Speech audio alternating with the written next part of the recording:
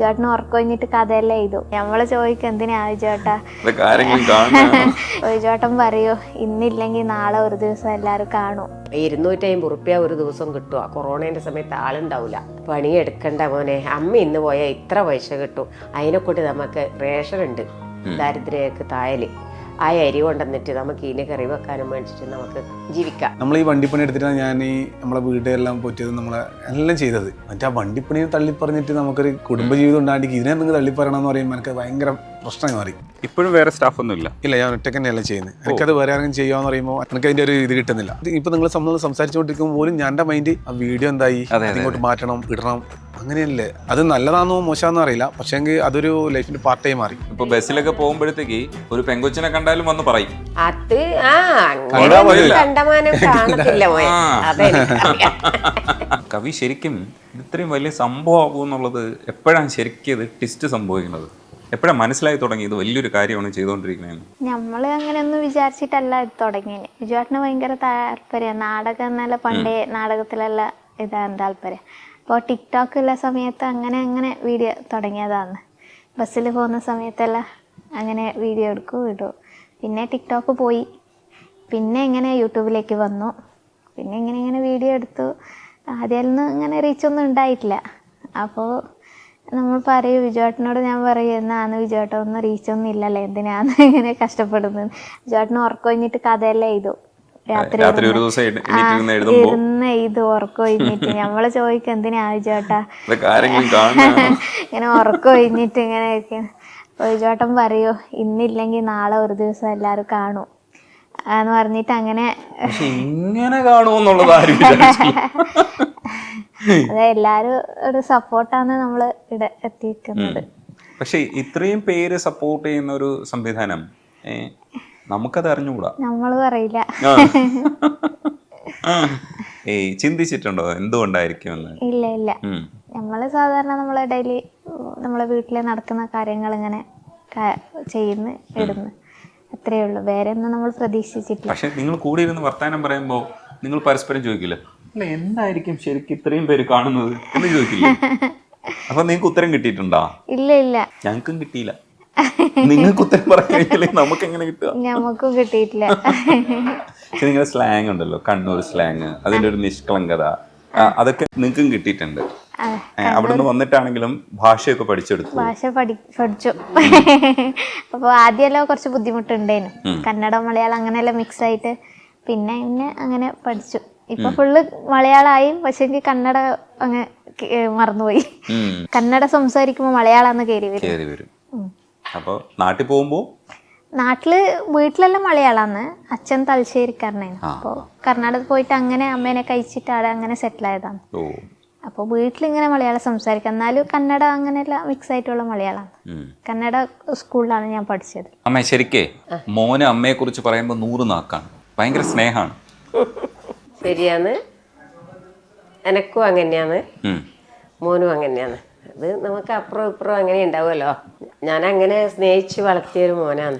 എനിക്കൊരു മോനേ ഉള്ളൂ, 3 പെമ്മക്കളാണ്. ആ കൂട്ടത്തിൽ ഇളയതാണ് ഇവ. ഓനെ അങ്ങനെ അയാളെ ഞാൻ മാത്രമല്ല, എൻ്റെ മക്കളും എല്ലാവരും ഓനോട് അങ്ങനെ സ്നേഹം കാണിച്ച് വളർത്തി വന്നതാണ്. ഇപ്പോൾ അതങ്ങനെ കൊണ്ടു നടക്കുന്നുണ്ട്, ഒരു മുടക്കവും ഇല്ലാണ്ട്. ഇടയ്ക്ക് അഭിമാനത്തോടു കൂടി പറയുന്നുണ്ട് ബിജു, അതായത് അമ്മ വളർത്തിയതാണ് എന്നെ.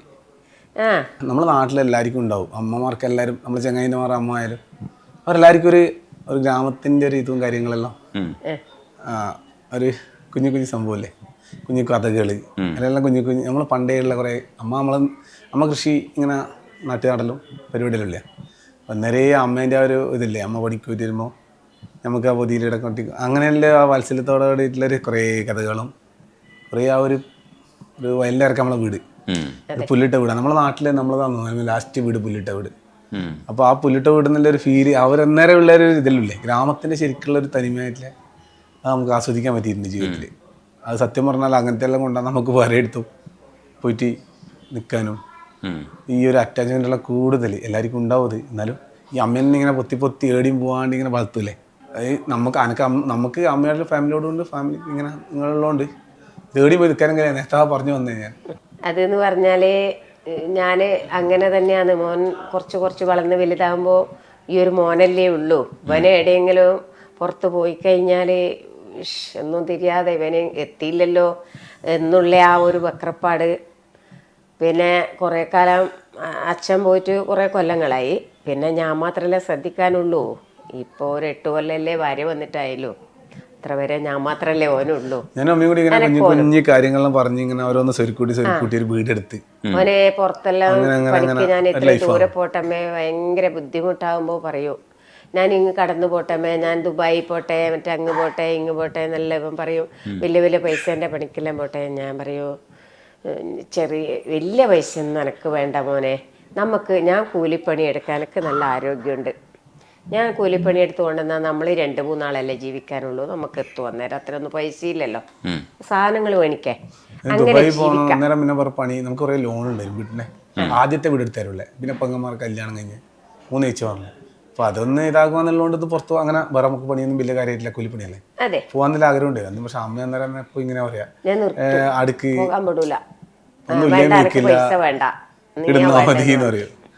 അതിങ്ങനെ അങ്ങനെ പറഞ്ഞിട്ടാണ് സത്യം പറഞ്ഞാൽ ഞാൻ എവിടെയും പോകണ്ടായേ. ലാസ്റ്റ് ഞാനും കരുതിയെന്ന് അറിയാം. ഞാൻ നമ്മളൊരു ഘട്ടത്തിൽ പെണ്ണുകളെല്ലാം പോയിട്ട് കുറേ പെണ്ണുകാണാൻ പോയിട്ട് അമ്മേനോട് ഞാൻ വന്നിട്ട് ഇങ്ങനെ പറയണം, ഇല്ല അമ്മ നമ്മൾ രാവിലെ പോയി കഴിഞ്ഞാൽ വൈകിട്ട് വരുമ്പോൾ കുറേ പെണ്ണെ കാണാൻ പറ്റും. ഒരു ദിവസം തന്നെ ഞായറാഴ്ച ദിവസം എല്ലാം പണി ലീവാക്കിയിട്ട് പോകുമ്പോൾ നമ്മൾ വണ്ടിയിൽ നിന്ന് ലീവാക്കൂല കേട്ടോ. പണി ലീവൊക്കെ കൊണ്ട് എടുക്കും, 30 ദിവസം എടുക്കും. എന്തെങ്കിലും അർജൻറ്റുണ്ടെങ്കിൽ ഒരു ദിവസം എടുക്കും നമ്മൾ ലീവാവില്ല. ലോണിൻ്റെ ചെറിയ പ്രശ്നമുണ്ട്. അപ്പോൾ എന്തായാലും ഇങ്ങനെ ഒരു ദിവസം നമ്മൾ കാത്തിരിക്കും.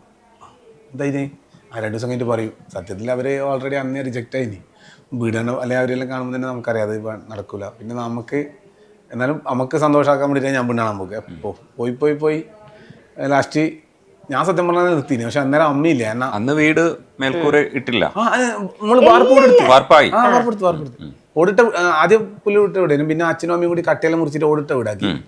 അച്ഛൻ മരിക്കുന്ന സമയത്ത് നമ്മളെ വീട് ഇങ്ങനെ നടുക്കൂട്ടിങ്ങനെ ഒരു കീറിൽ വീണ് കിട്ടും. ഓടിട്ട വീടാണ്, കട്ടേൻ്റെ വീടാണ്, ഈ മണ്ണിങ്ങനെ ഇതാക്കിയിട്ട് കല്ലല്ല. അപ്പോൾ ആ വീട് നന്നായ സമയത്താണ് അച്ഛൻ മരിച്ച സമയത്താണ് അത്. അപ്പോൾ നമ്മളത് എങ്ങനെയെങ്കിലും നാക്കാതിലോണ്ട് കുറേ ലോൺ എടുത്തിട്ട് നമ്മളെ വീടെടുത്ത്. അത് ശരിക്കും പറഞ്ഞാൽ പിന്നെ ബാങ്കുകാർക്ക് വേണ്ടി പണിയെടുക്കുന്ന അവസ്ഥയായി. ഞാനും അമ്മയും മത്സരിച്ച് ബാങ്കുകാർക്ക് വേണ്ടി പണിയെടുക്കലായി. അമ്മ ഈ നാടൻ പണിക്കോ എല്ലാ പണിയെടുക്കും അമ്മ. ഞാനിപ്പോ ഒരു 3 കൊല്ലം അപ്പുറം വരെ ഞാൻ കൂലിപ്പണി എടുക്കുന്ന ഒരാളാണ്. ഞാൻ വീണ്ടും പറയുന്നത് എൻ്റെ അമ്മേനെ മാത്രമല്ല കേട്ടോ, എൻ്റെ നാട്ടിലെ ഒട്ടുമിക്ക കുടുംബത്തിലും ഇതാണ്. പക്ഷേ ഞാൻ അപ്പോൾ എനിക്ക് പെട്ടെന്ന് ഒരസുഖം വന്നു.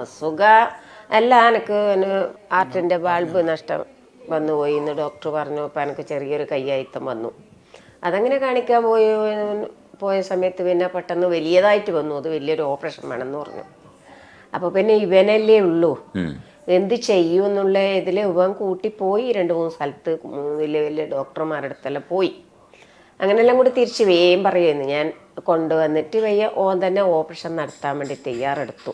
ആ കൊല്ലം കൊണ്ട് ഇപ്പുറമാണ് ഞാൻ പണിക്ക് പോകാതെ എന്നാണ് മോനെ പറഞ്ഞു വരുന്നത്. അത്ര പോരെ ഞാൻ കൂലിപ്പണി എടുത്തിട്ട് ഞാൻ മൊത്തം ഒരാളാണ്. ആ സമയത്ത് ഈ കൊറോണ വന്ന സമയത്ത് മോൻ ബസ്സിൽ പണിയില്ല. ഇവൻ ഒരു ദിവസം പോവും, 250 റുപ്യ ഒരു ദിവസം കിട്ടുക. കൊറോണേൻ്റെ സമയത്ത് ആളുണ്ടാവില്ല. എന്തിനാ മോനെ ഈ പൈസക്ക് മോൻ പോയിട്ട് പണിയെടുക്കണ്ട മോനെ, അമ്മ ഇന്ന് പോയാൽ ഇത്ര പൈസ കിട്ടും, അതിനെക്കൊണ്ട് നമുക്ക് റേഷൻ ഉണ്ട് ദാരിദ്ര്യക്ക് തായല്, ആ അരി കൊണ്ടുവന്നിട്ട് നമുക്ക് ഇതിന് കറി വെക്കാനും മേടിച്ചിട്ട് നമുക്ക് ജീവിക്കാം. മോൻ ഇതിന് പോണ്ട, 100 ആളെ കയറ്റി പോയിട്ടല്ലേ മോൻ 250 റുപ്യയും കൊണ്ട് വരുന്നത്, ഞാൻ എത്ര സഹിക്കണം എന്ന് പറയൂ ഇവനോട്. കൊറോണ സമയത്ത് നമ്മൾ ഈ ബസ് പോകുമ്പോൾ റിസ്ക് ഉണ്ടല്ലോ കുട്ടികളുണ്ട്. ആ സമയത്ത് അമ്മ അങ്ങനെ പറയലുണ്ട്. പിന്നെ ഓരോരോ ഘട്ടത്തിൽ ഓരോരോ ഉണ്ടാകുന്ന പ്രശ്നങ്ങൾ.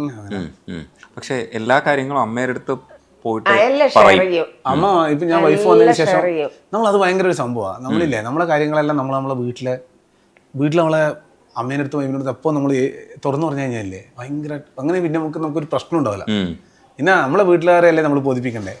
രണ്ടാമത് വേറെ, അതായത് നമ്മൾ ഇവര് സപ്പോർട്ട് വീട്ടിൽ തന്നെ ഒരു സപ്പോർട്ട് കിട്ടുമ്പോൾ നമുക്ക് അടുത്തുള്ള നടക്കുന്നത് നമ്മൾ ടെൻഷൻ അടിക്കണം. ശരിക്കും പറഞ്ഞാൽ ഇപ്പൊ ഒരു വീഡിയോ കമ്പനി എടുത്തിട്ടുണ്ടെങ്കിൽ വെറുതെ ഒന്ന് കവിത കാണിച്ചു, കവിത എന്തുണ്ട് അന്ന് ഞാൻ ചോദിക്കും. അതാണ് നമുക്കൊരു സമാധാനം ഒരു വീട്ടില്. ഇപ്പൊ ബസ്സിലൊക്കെ പോകുമ്പോഴത്തേക്ക് ഒരു പെങ്കൊച്ചിനെ കണ്ടാലും വന്ന് പറയും, അത് കണ്ടമാനം കാണത്തില്ല മോനെ.